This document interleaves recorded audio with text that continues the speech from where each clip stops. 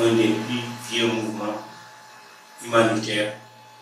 Donc aujourd'hui, qu'est-ce que revêt cet anniversaire? L'anniversaire de la Croix-Rouge est d'abord un hommage. Un hommage à notre père fondateur qui est Henri Dunant. Un hommage à ces milliers de volontaires dans le monde. Ils sont plus de 200 millions dans le monde à vivre. D'aucuns sont au chevet des gens qui sont dans les guerres. D'autres, ils sont au chevet des gens qui vivent des catastrophes naturelles. D'autres, ils sont dans l'aide, dans le développement. Au Sénégal, nous comptons 30 000 volontaires qui sont donc dans ces activités de ce qu'on appelle aujourd'hui la diplomatie humanitaire. Partout, on est là pour sauver, parce que notre slogan demeure et reste pour la Croix-Rouge sénégalaise, aidez-nous à aider. Donc c'est un hommage à ces milliers de volontaires, à Oussouye qui sont plus de 200, donc éparpillés dans tout le département. Donc c'est doublement, c'est une fête rendant hommage au père fondateur, mais aussi pour dire merci à ces jeunes parce que c'est eux le fer de lance du mouvement de la Croix-Rouge. Voilà, merci et tout ça. Voilà, maintenant, par rapport à cette journée, est-ce qu'il y a un thème spécifique? Oui, il y a bel et bien pour chaque année, vous allez m'excuser parce que j'ai Il n'y a pas de faut que je l'allume parce qu'avec le digital, on a tout au niveau des portables. Dès qu'il va s'allumer, je vais vous donner, comment dirais-je, le thème. C'est autour de ce thème que va graviter donc toutes les activités. Voilà, maintenant, comme par rapport au portable, le temps de le portable s'allumer, nous allons maintenant avancer. Maintenant, par rapport à la Croix-Rouge, vous avez dit qu'il y a 200 parce que membres de la Croix-Rouge. Maintenant, quelles sont les principales activités que vous menez par rapport? Donc là, je vais faire une précision. Je n'ai pas dit que nous avons 200 membres, nous en avons plus de 200. Mais aujourd'hui, par rapport à ceux qui sont diplômés, ils ont une marge de 200 qui est en train de faire des activités. Parce qu'il faut comprendre que nous avons dans ce mouvement les secouristes diplômés, nous avons les aspirants et nous avons les élèves secouristes. Nous avons la toute petite catégorie. Donc, si c'était à évaluer, j'allais dire que nous faisons dans le département au bas mobile. Mais je dis ceux qui sont aujourd'hui en activité, ceux qui sont aujourd'hui en train de faire presque tout le travail, ça tourne autour à peu près de 200 volontaires. Maintenant, quand vous demandez les activités qu'on fait à la Croix-Rouge, je vais devoir les séquencer. Il y a des activités qui sont propres à la Croix-Rouge sénégalaise, qu'on appelle une société nationale. Parce que pour arriver là, il fallait que j'explique un peu comment est constitué le mouvement. Le mouvement Croix-Rouge international est composé de 3 entités. Il y a ce qu'on appelle le CICR, Comité international de la Croix-Rouge et du Croissant-Rouge. Il y a ce qu'on appelle le FCR, Fédération internationale des sociétés de Croix-Rouge et de Croissant-Rouge. Et il y a maintenant les SN, les sociétés nationales. Ok. Le CICR, cette entité, ne s'occupe exclusivement de ce qui est conflit armé. Basé en Suisse. Ok. Donc son bureau est à Genève. Il s'occupe exclusivement des populations qui ont eu des contacts avec des conflits armés. Ils ont été présents en Casamance. Ils viennent de quitter le Mali après presque 23 ans d'existence. Donc, eux, ils prennent le développement au niveau de ces populations qui ont eu des problèmes avec des porteurs d'armes. Ils vont faire des activités de sécurité alimentaire qu'ils appellent ECOSEC à travers des jardins, à travers, en donnant des semences, en appuyant les femmes dans les jardins scolaires, les jardins. Donc, tout ce qui pour reconstruire le tissu économique et social. Ils font aussi ce qu'on appelle du wata, la reconstruction.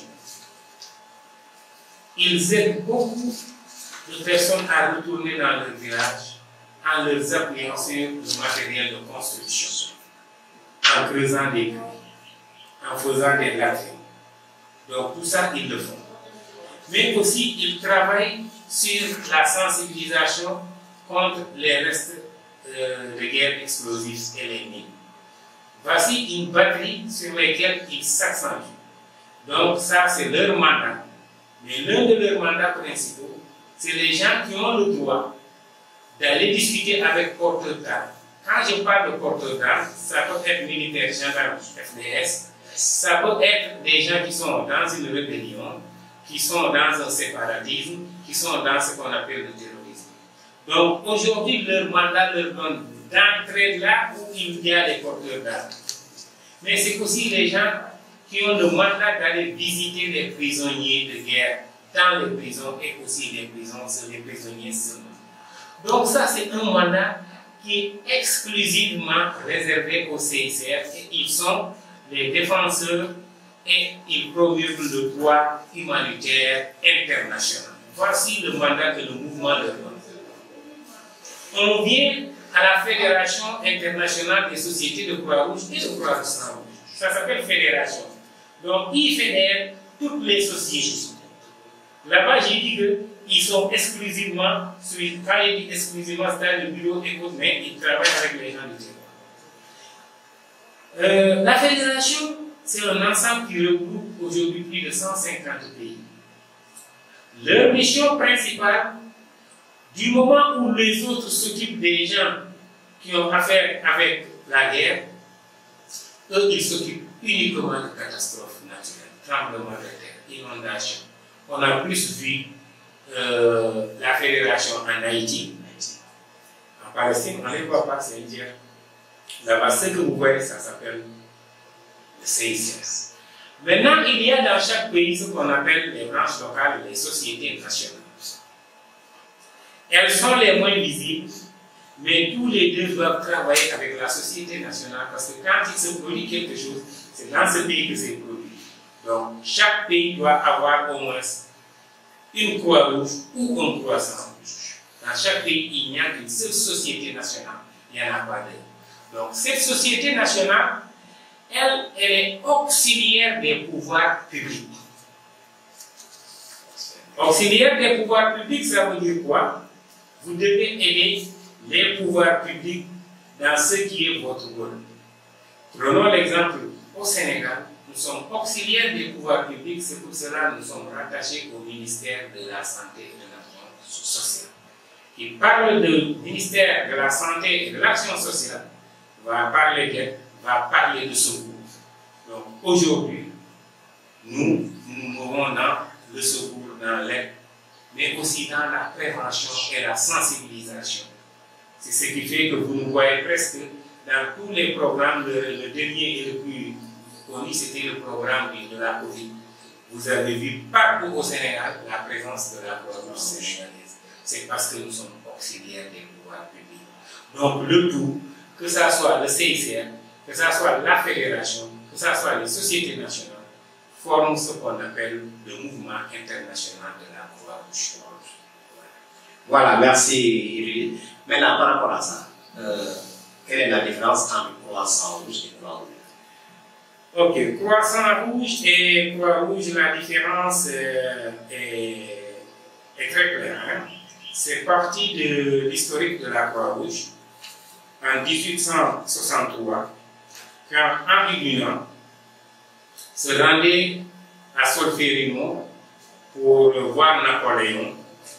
Il était confronté et il a vu sur le champ des horreurs et il a décidé de porter secours à ces personnes. En portant secours à ces personnes, il est revenu pour faire des activités, je le prends en bref comme ça. Finalement, les gens qui l'ont soutenu ont vu que l'idée était pertinente et ils ont décidé de créer la Croix-Rouge. Mais la Croix-Rouge, ce n'est rien d'autre parce que l'allusion que les gens font, tel n'est pas le cas. La Croix-Rouge, c'est une croix sous fond blanc. Je vous demande tout simplement de regarder le drapeau de la Suisse. C'est le contraire. Le drapeau de la Suisse est un fond rouge sur croix blanche. Donc le comité des 5 a dit nous allons rendre hommage au pays du fondateur de la Croix-Rouge. Donc pour emblème, ils ont pris tout simplement, comment ça s'appelle, ils ont inversé les couleurs du drapeau suisse pour en faire. Maintenant, quelques années après, parce que déjà tout le monde était unanime par rapport à ça, quelques années après, il y a éclaté la guerre entre les Russes et l'Empire ottoman. L'Empire ottoman étant un empire musulman, les Russes étant des chrétiens, quand les gens ont porté ce coup, ils ont cru que cette croix qui est au niveau de la Croix-Rouge est une croix chrétienne. Or, regardez bien la croix chrétienne, les dimensions ne sont pas les mêmes. Les dimensions ne sont pas du tout les mêmes. La Croix-Rouge, toutes les dimensions de la croix sont égales. Observez bien. Donc, après que les gens ont posé ces actes au niveau des organisations internationales, on s'est dit, ok, s'ils croient que c'est une question de confession, au-delà de la croix, maintenant adoptons un autre insigne. Je peux signaler qu'au Sénégal, c'était le lion rouge. Finalement, en 1963, si je m'abuse, on a arrêté tout. On a dit choisissez entre la croix et le croissant. La preuve, beaucoup de pays qui se sont sentis musulmans ont pris le croissant, tel que ici, tout proche de nous, c'est la Mauritanie. Mais ça a continué. Les Juifs ne se sont pas sentis.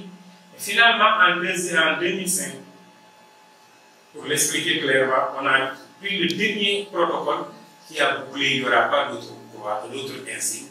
Le dernier insigne qui est peu connu des Sénégalais, il s'appelle le cristal rouge. Donc les pays ont à choisir entre la croix rouge, le croissant rouge et le cristal rouge. On ne choisit qu'un seul insigne. Et je le répète, ça n'a aucune connotation religieuse, parce que si tel était le cas, on dit au Sénégal que nous sommes plus de 95% de musulmans, donc on n'aurait pas choisi la croix. Donc ça n'a rien de religieux. Voilà, merci. Vous êtes sur l'émission Panel sur l'éducation qui reçoit aujourd'hui Lisa. Aujourd'hui, pourquoi? Parce qu'aujourd'hui c'est la journée internationale de la Croix-Rouge et le passage qu'Alissa est aujourd'hui, bonne fête. Voilà, merci Lisa. Je crois que vous êtes en train de revoir le thème de cette année. Et je crois que vraiment c'est très intéressant ce que vous venez de développer. Maintenant, si nous allons parler sur les objectifs de la Croix-Rouge. Les objectifs de la Croix-Rouge sont aujourd'hui rimés à ces missions. Vous avez vu quand j'ai parlé du mouvement international, je vous ai donné à chaque séquence, quand il s'agit du CICR, je vous ai donné ces missions. Je vous ai donné les missions de la fédération et les missions des sociétés nationales. Ici, étant auxiliaire des pouvoirs publics, nous œuvrons sur la prévention, la sensibilisation et la formation des jeunes. Parce que n'est pas secouriste qui le veut, n'est pas membre de la Croix-Rouge qui le veut. Parce que ça demande une formation. Donc aujourd'hui, notre mission, c'est d'abord de former les enfants sur les idéaux et principes de la Croix-Rouge qui sont au nom de cercle. Quand je parle d'impartialité, d'humanité, de volontariat, et j'en passe, quand on parle d'humanité, de volontariat, de neutralité, à les réciter comme ça, c'est bien. Mais pour être bénévole, pour être impartial, pour être neutre devant une telle situation, ça demande une formation. Donc nous avons des objectifs de formation. Il faut former les gens pour être sur le terrain. venir en secours à quelqu'un. Vous voyez que les sapeurs-pompiers, c'est toute une vie qu'ils font le secourisme.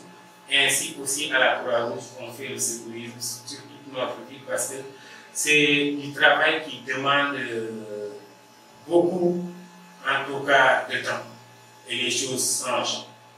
Donc, nous sommes auxiliaires des pouvoirs publics. On doit être formés pour la prévention.